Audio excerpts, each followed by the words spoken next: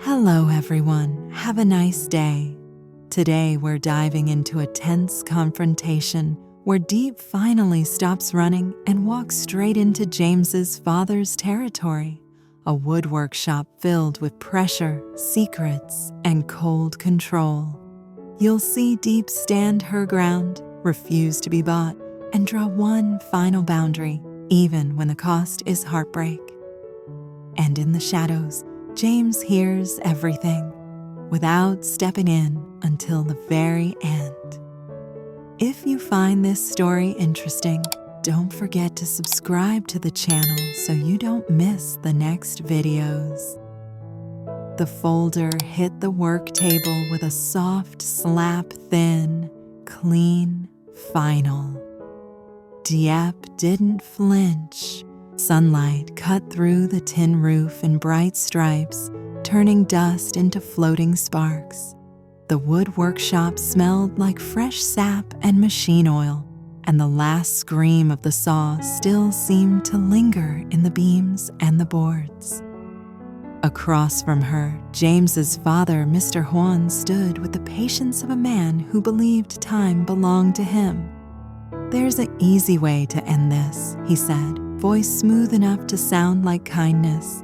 "You walk away, quietly, cleanly, and my son stays safe." Diep stared at the folder. Money, terms, a story he could control. Then she lifted her eyes to his.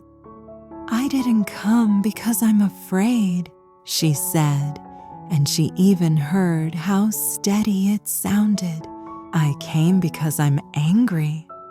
A flicker of interest passed across Mr. Huan's face, not guilt, curiosity, like she was a problem he hadn't solved yet. "You came a long way for someone who says she wants peace," he replied.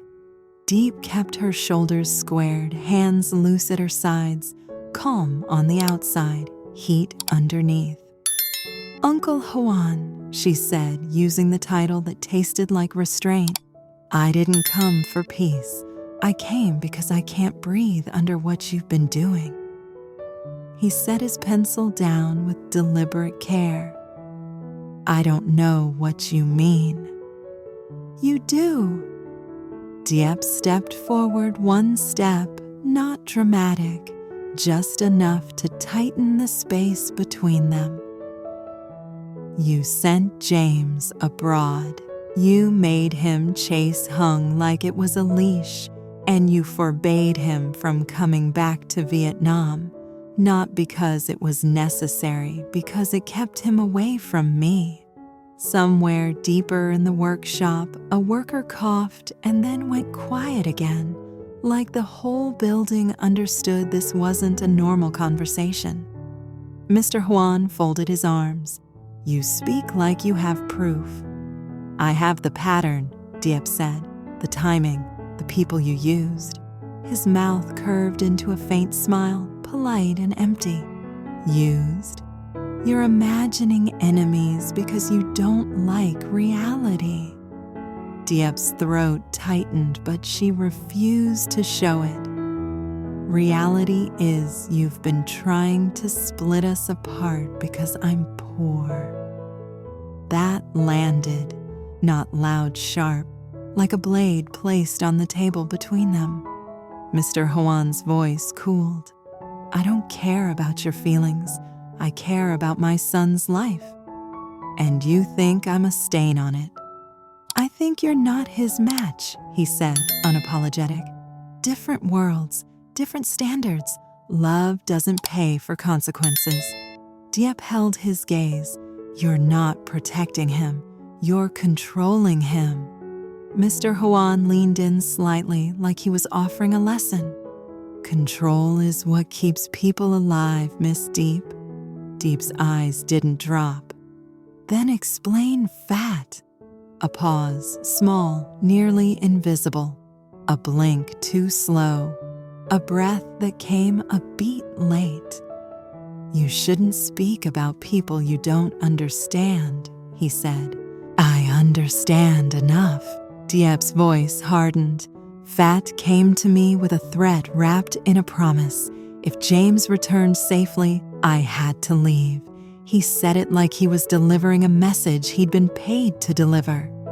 Mr. Hoan's tone stayed measured, which somehow made it worse. Are you accusing me of hiring a man to frighten you?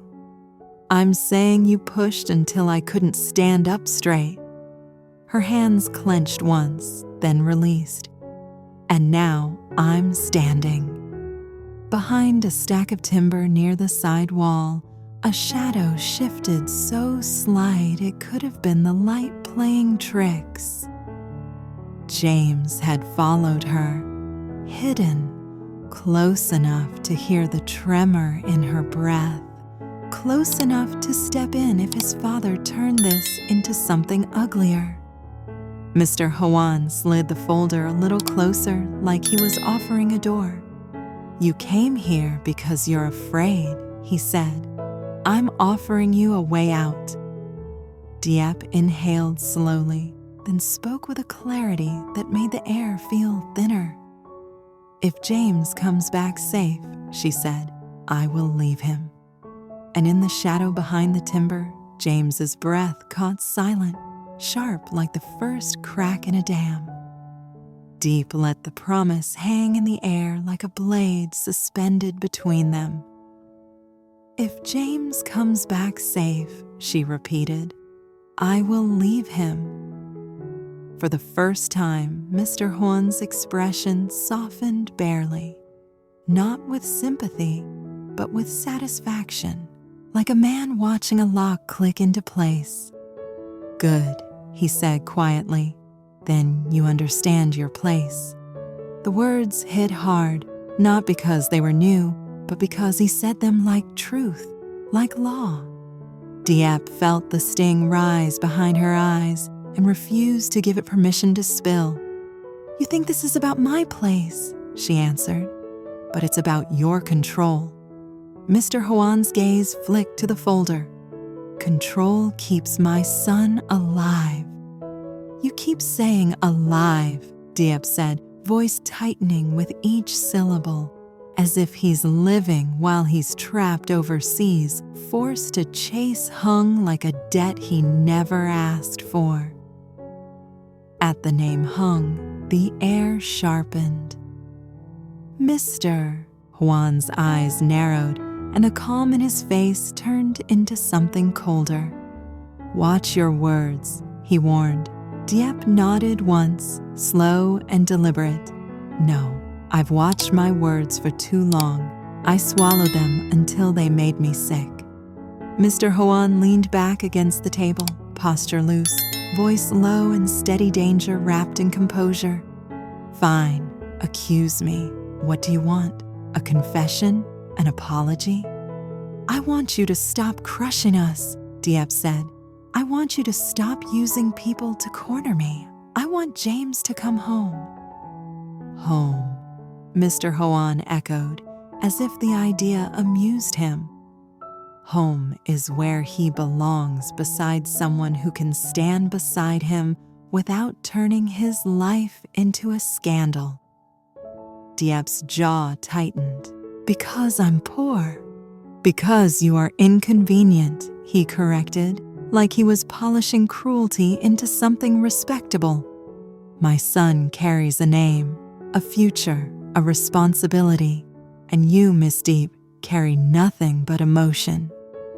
A bitter laugh tried to escape her. She kept it trapped behind her teeth. I carry promises, she said. I carry the damage you caused, and I still showed up here standing. Mr. Hoan tapped the folder with one finger. The sound was small but sharp, like a gavel. Then sign it. Diep didn't move. If I sign, she said, you'll wave it in front of him like proof that I left because I wanted money, or because I was weak. Mr. Hoan smiled as if she'd impressed him. You're learning. I'm not signing, Diep said. The workshop seemed to tighten around them. Even the dust in the sunlight felt like it stopped drifting, as if the whole place was listening for what came next. Mr. Juan kept his tone calm, but a new edge slipped underneath. "You already said you would leave him. Why resist the clean way?" "Because my promise is mine," Diep replied. "Not your document, not your trap."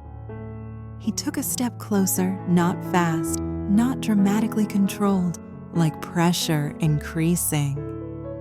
"Miss Diep, Uncle Juan," she cut in gently, and somehow that gentleness carried more steel than shouting would have. "I will keep my word, but I won't let you rewrite it." Her breath trembled for the first time, and she hated that it happened here, in front of him. Not fear pain, the kind that came from being forced to choose loss as proof of love. "I promised, Fat," she admitted, voice quieter now.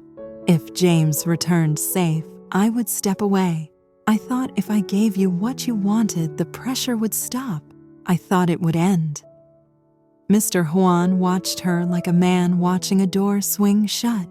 "It will end if you're smart." "Maybe it ends for you," Diep said. "But for me, it doesn't end. I still have to live with what you did." Behind the timber stack near the side wall, James shifted again, closer, just a fraction. His jaw was clenched so hard it looked painful. When Diep said Fat's name, something dark flashed across his face.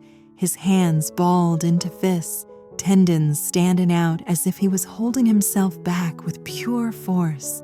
He wanted to step out, to stop it, to pull her away and tell his father in plain words that he'd lost. But stepping out would give Mr. Juan exactly what he wanted: a scene, a reason, an excuse to tighten the leash and call it protection. So James stayed hidden, taking it like punishment, forcing himself to hear how far his father had pushed her, forcing himself to hear the cost. Mr. Juan's voice returned, slow and deliberate. "You think you're noble, leaving him to save him. But tell me, do you believe my son will thank you for abandoning him?" Diep's eyes stung. She didn't blink. "I'm not asking for thanks." "Then what are you asking for?" he pressed. "If you leave, you lose. If you stay, you destroy him. Either way, Miss Diep, you are the problem." The cruelty of how neatly he framed it hit her like a slap. For a heartbeat, her breathing turned shallow, and the workshop felt too small. Then Diep lifted her chin. "You're wrong," she said. Mr. Juan raised an eyebrow, intrigued in spite of himself. Diep's voice stayed quiet, but it carried. "I can leave. I can keep my promise. I can do the painful thing you demanded." She paused, letting the words sharpen into something dangerous. "But you can't make him stop loving me." A crack appeared in Mr. Juan's expression, is tiny, almost invisible, glass under pressure. Diep kept going, eyes locked on him. "I will step away from James. That is my choice, and I will keep it. But you don't get to decide what he chooses after that." Mr. Juan's tone turned colder. "You overestimate your importance." "Maybe," Diep whispered. "Or maybe you underestimate your son." She took a half step back, deliberate, like she was ending a meeting instead of escaping it. She looked once at the folder and denied it the honor of her attention. "I'll leave him," she said, "but I will not sign your lie." Mr. Juan's jaw flexed. "If you walk out that door, don't expect mercy." Diep's reply was soft, almost sorrowful. "I haven't expected mercy from you for a long time." She turned and walked toward the exit. Outside, Daylight hit her hard, bright enough to make her blink. The world felt too ordinary for what had just happened inside. Behind her, the workshop remained still until, from the shadows by the stacked timber, James finally stepped out where his father could see him. Not fully, just enough to become a presence. A warning. Mr. Hoan's eyes snapped to him. "How long have you been there?" James's voice was low, controlled, and dangerous in its calm. "Long enough." "You shouldn't be here," Mr. Hoan said sharply. James didn't answer that. His gaze flicked to the doorway where Diep had disappeared, and something raw crossed his face. Pain, pride, fury, all at once. Then he looked back at his father. "You wanted her to leave," James said. "Now you'll see what happens when she does." Mr. Hoan scoffed. "Don't be dramatic." James stepped forward, and suddenly the workshop felt colder. "This isn't a drama," he said. "This is the consequence." Then he turned and walked out after Diep, fast, silent, determined, leaving Mr.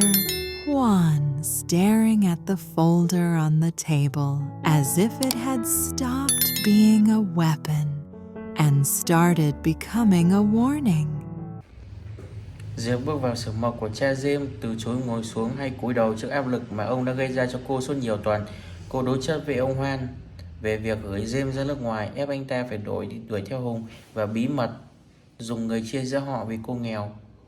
Khi Diệp nhắc đến việc Phát đã đe dọa, ông Hoan vẫn bình tĩnh và đưa cho cô một tập tài liệu như một lối thoát dễ dàng để cô có thể nặng nẽ rời đi và ký vào tờ giấy để che giấu sự thật. Diệp khiến ông ta sửng sốt khi thừa nhận rằng cô đã hứa sẽ rút lui nếu James trở về an toàn, nhưng cô từ chối ký vào một văn bản có thể được sử dụng để vu khống cô là người yếu đuối hoặc tham lam. Nấp sau những chồng gỗ, James lắng nghe rằng sẽ sự thật, sự giận dữ, kiềm chế. Sau khi Diệp bỏ đi, James cuối cùng lộ diện cảnh báo cha mình hậu quả sẽ đến.